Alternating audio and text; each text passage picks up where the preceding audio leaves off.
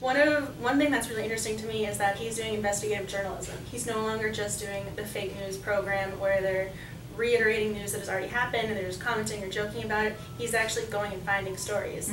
So he's done the Miss America pageant, which we just talked about, and then he actually went and interviewed Snowden. So do you have any ideas about his investigative journalism, how they differ, or what you see that's interesting about it?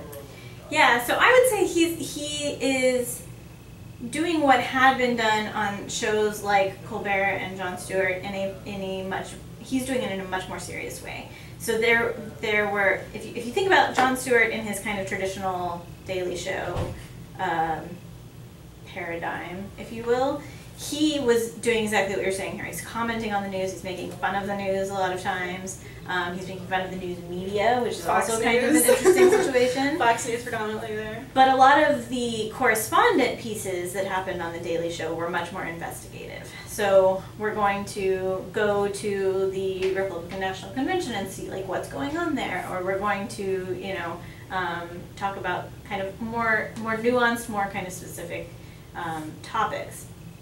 So, and John Oliver, not coincidentally, was one such correspondent on the Daily Show, right? So he kind of has this background, and now he gets his own show, and he has a whole staff of people that can do this for him. And so I think that was the way he wanted to run his show.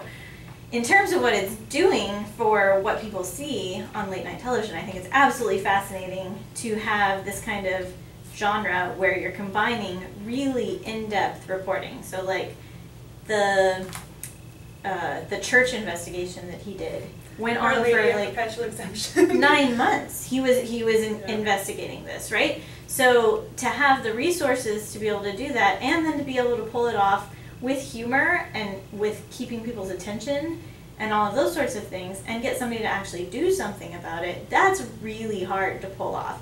So I would argue that what he's doing is even harder than what Jon Stewart did, even though I would argue that Jon Stewart kind of invented a whole new genre.